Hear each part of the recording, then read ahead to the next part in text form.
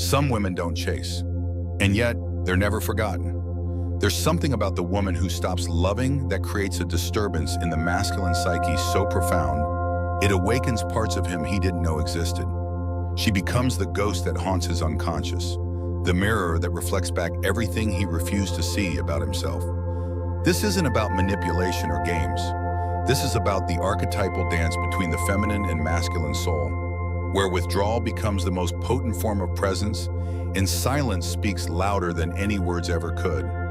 Picture her. She was the one who loved with the intensity of a forest fire, who saw through his mask to the wounded boy beneath the man's armor. She was his anima made flesh, that feminine aspect of his soul that Carl Jung wrote about, the bridge between his conscious ego and the depths of his unconscious.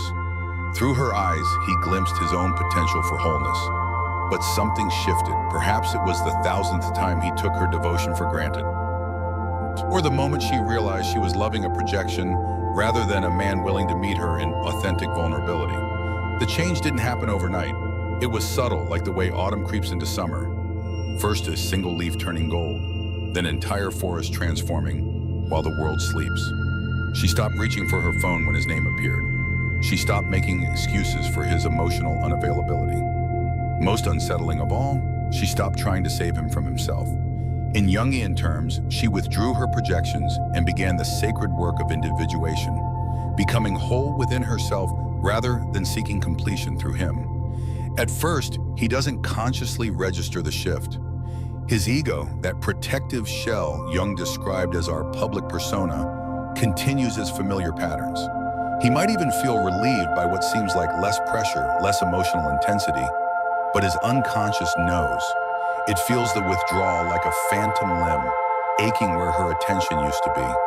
The shadow aspects of his psyche, those rejected, denied parts of himself that he'd relegated to darkness, begin to stir. Without her emotional investment to distract him, he starts encountering these disowned pieces of his soul. The neediness he always criticized in others, the fear of abandonment he buried beneath layers of masculine stoicism. The tender vulnerability he learned to armor against a world that taught him love was weakness. This is where the psychological tension reaches its first crescendo. He begins to project onto her the very qualities he's refusing to integrate within himself.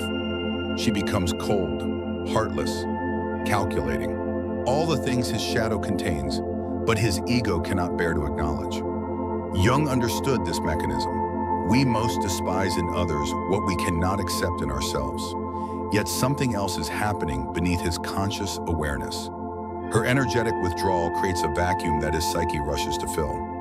For the first time, perhaps, he's forced to provide for himself the emotional nourishment he'd been unconsciously extracting from her presence. The Stoics believe that suffering comes not from external circumstances, but from our attachment to how we think things should be. His suffering now isn't really about her absence. It's about the collapse of his unconscious expectation that she would always be there, eternally available, endlessly forgiving. You can see it in the way he checks his phone, expecting messages that don't come. The way he drives past places they used to go, hoping for a glimpse of her car. His rational mind tells him to move on, but his body carries the cellular memory of her love, and withdrawal feels like a kind of death. This is the second emotional turning point, the moment his stoic facade begins to crack. The masculine psyche, so adept at compartmentalizing, suddenly finds emotions bleeding through the walls he'd so carefully constructed.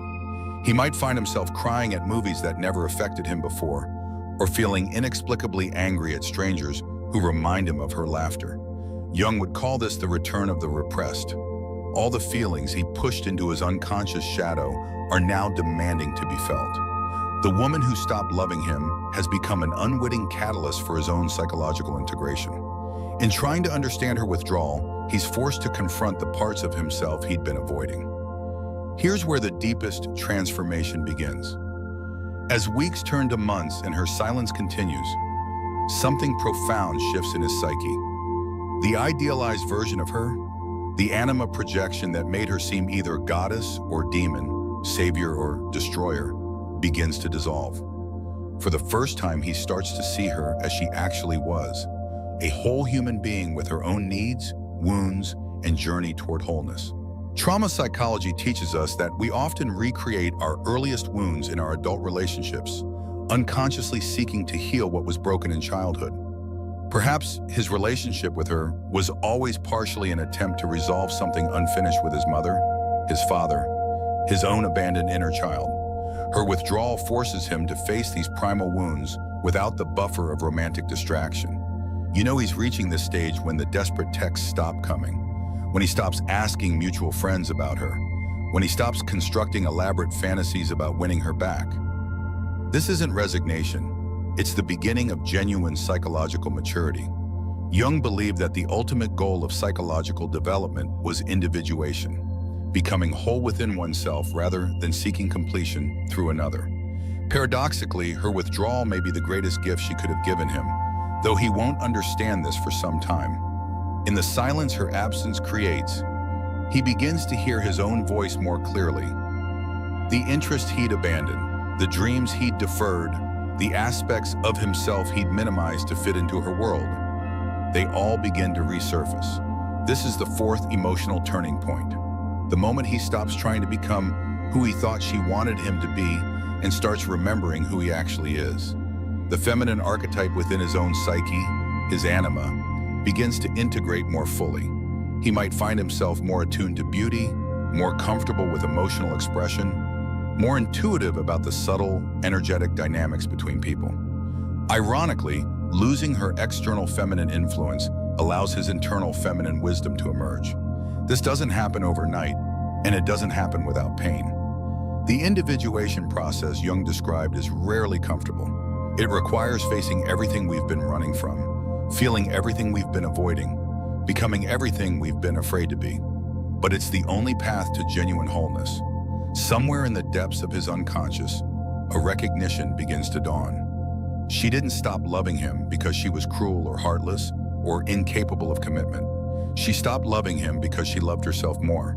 She chose her own psychological development over the comfortable dysfunction they'd been sharing. This realization, the fifth and final turning point, is both humbling and awe-inspiring. In a culture that teaches women to love others at the expense of themselves, she chose a different path.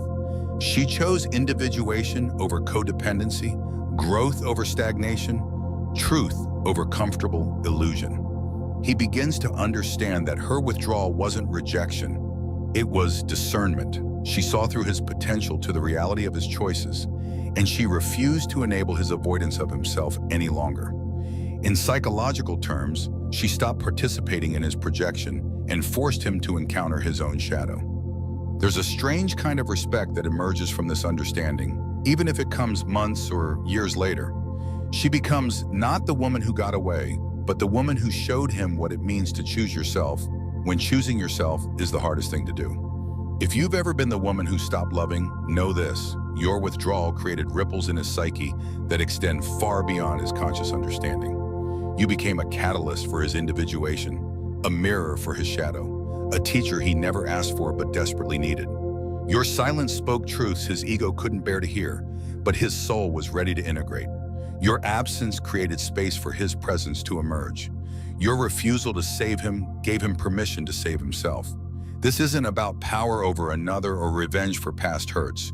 This is about the profound impact that conscious withdrawal can have on both the one who leaves and the one who's left behind.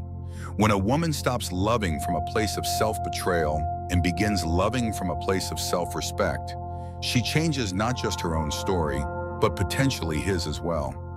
The woman who walks away in silence isn't weak. She simply sees more. She sees that love without self-love is just another form of self-abandonment.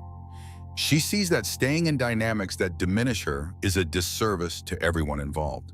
She sees that sometimes the most loving thing you can do is stop participating in someone else's avoidance of themselves. In choosing herself, she offers him the chance to do the same.